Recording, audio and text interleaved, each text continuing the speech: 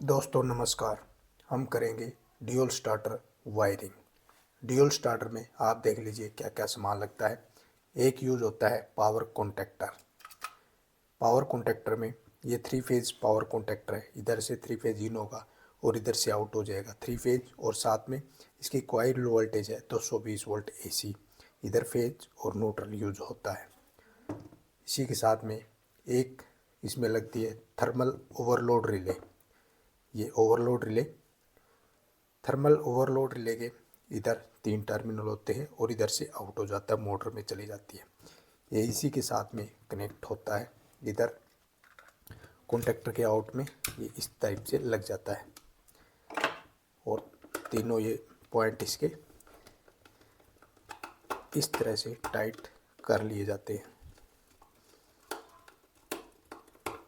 ये दोनों साइड के पहले, उसके बाद में बीच वाला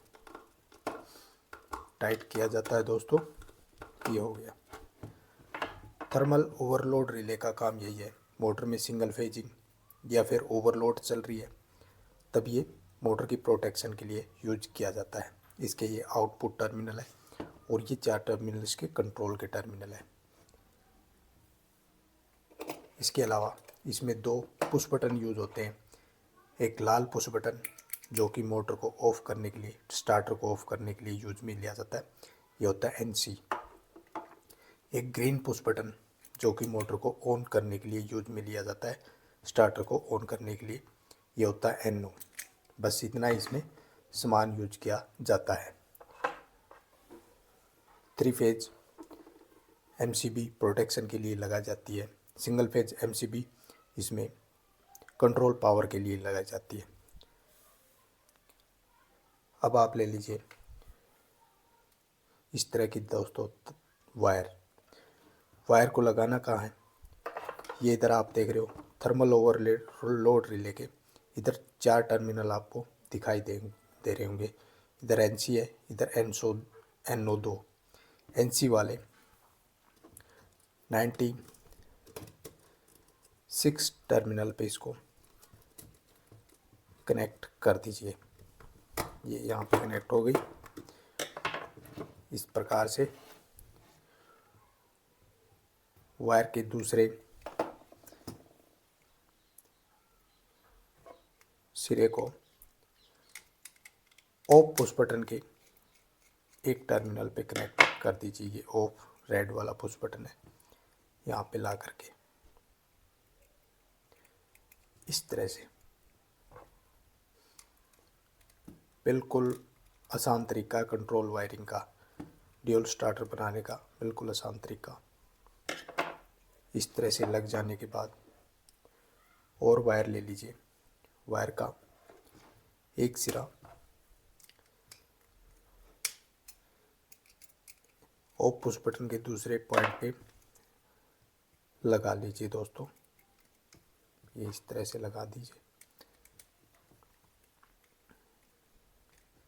ये हो गया इस तरह से। अब ये वायर का एक सिरा ऑन पुश बटन के 2 पॉइंट में से किसी भी एक पॉइंट पे लगा दीजिए इस तरह से।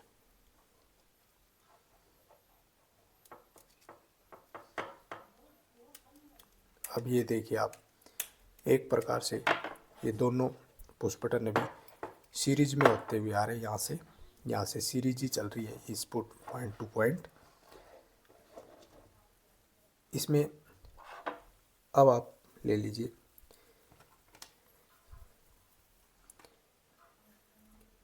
एक वायर और। वायर का एक सिरा आप ऑन पुश बटन के दूसरे पॉइंट पे यहाँ पे लगा करके टाइट कर दीजिए। दोस्तों ये हो गया दोस्तों इस तरह से। अब दोस्तों ये वाली वायर आप ध्यान से देखिए। कॉन्टेक्टर में इधर 2 पॉइंट दिखाई देंगे, A1 A2। ये फेज और न्यूट्रल के लिए होता है। इसमें कॉइल होती है पिकअप के लिए, कॉन्टेक्टर को जो पिकअप करवाती है। A2 टर्मिनल एक इस साइड में भी देखने को मिलेगा। आप कन्फ्यूज मत हो, ये दोनों में से किसी भी एक में लगा दीजिए। अब ये वायर A1 टर्मिनल पे इधर लग जाएगी। ये हो गया। इस टाइप से इसमें आप देखिए सभी चीज़ें अभी सीरीज में चल रही है। सीरीज में लगाते हैं ये हो गया NC पॉइंट के इस टर्मिनल से, इसमें ये सीरीज में होते हुए दूसरे में ऐसे जाते हुए ये आ गया कॉन्टैक्टर की कॉइल पे। अब दोस्तों आपको और वायर लेनी होगी। वायर का एक साइड से आप ऑन कॉन्टैक्टर के इस साइड वाले टर्मिनल पे लगा दीजिए। दोस्तों यहाँ पे ये लग जाएगा और इसको टाइट कर दीजिए इस तरह से। हो गया। अब आप देखिए इस तरह से लगाना आपको। ये दोस्तों ये वाली वायर अब देख करके लगाना होगा। इसको बोलते हैं होल्डिंग वायर। होल्डिंग वायर में आपको कन्फ्यूज़न होती है, सबसे ज़्यादा सबको ही कन्फ्यूज़न होती है। अब इस वायर को आपको लगाना कहाँ, ये देखिए इधर पॉइंट बने हुए 4। ये नीचे वाला ये इसका NC है, NC कॉन्टैक्ट यहाँ से यहाँ बन रहा है, और ऊपर वाला इसमें NO कॉन्टैक्ट यहाँ से यहाँ बन रहा है। अब इसको आप NO में लगाइए यहाँ पे, ऊपर वाले में, नीचे वाले में NC में मत लगाइए, NO में लगाइए यहाँ पे।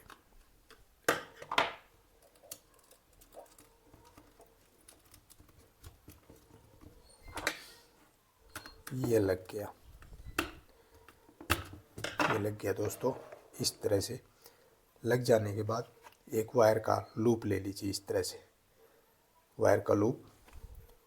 इसमें आप देखोगे एक ही कलर की वायर चलती है स्टार्टर वायरिंग में, न्यूट्रल के लिए अलग वायर ली जाती है। इस वायर को आप NO कॉन्टैक्ट के ये वाले टर्मिनल पे इधर टाइट कर दीजिए। ये हो गया इधर, और वायर का ये वाला सिरा कॉन्टैक्टर के A1 टर्मिनल पे कनेक्ट कर दीजिए। ये A1 है जहाँ पे वायर पहले से लगी हुई है, उसी वायर के साथ में आप इसको कनेक्ट कर दीजिए। ये हो गई स्टार्टर की होल्डिंग, जिससे ये कॉन्टैक्टर होल्ड होता है। हो गया इस तरह से। ये वाली वायर यहाँ से हिल करके निकल गई, कोई बात नहीं। इसको 96 नंबर पे लगा देंगे रिले के। नंबरिंग आप किसी भी एंगल से देख लीजिए किस हिसाब से है रिले के। लगाना है NC ही कॉन्टैक्ट में। ये NC कॉन्टैक्ट हो गया यहाँ पे, ठीक है जी। अब इसमें सप्लाई वाली वायर ले लीजिए, जो कि कॉन्टैक्टर की पावर सप्लाई में कंट्रोल सप्लाई आपको लगानी है। कंट्रोल जो फेज आएगा वो वाला आपको कंट्रोल के लिए इसमें 220 वोल्ट यूज की जाती है, किसी में 110 भी यूज की जाती है, किसी में 12 वोल्ट भी यूज की जाती है, कहीं पे 24 वोल्ट भी, कहीं पे 440 वोल्ट भी। वो आपको देख करके लगाना होगा, उसमें कॉन्टैक्टर में सारा डिपेंड रहता है। अब ये फेज वाली वायर को ला करके रिले के 95 नंबर पे टर्मिनल पे इधर कनेक्ट कर दीजिए। ये हो गया कनेक्ट फेज।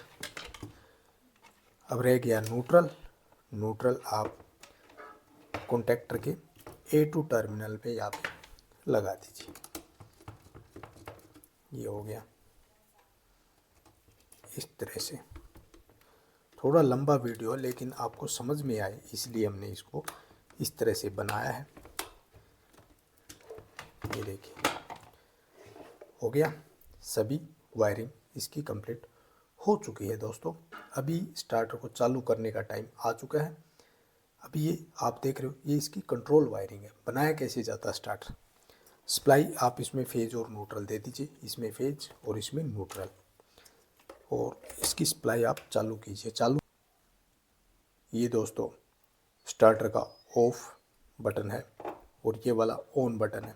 इसको दबाते तब ऑफ होता है स्टार्टर और इसको दबाते ऑन होता है। अभी सप्लाई हमने ऑन कर दी है, इधर फेज और इधर न्यूट्रल। ये चालू किया, चालू हो गया, कॉन्टैक्टर पिकअप हो गया। इस तरह से कंट्रोल वायरिंग काम कर रही है। अब इसके बाद इसको ऑफ करना है, एक रेड वाला पुश बटन दबाना है, फिर से ऑन करना है, ऑन हो गया। इसी बीच में मोटर ओवरलोड होगी या कुछ होगा तो ये रिले यहाँ से ट्रिप हो जाएगी।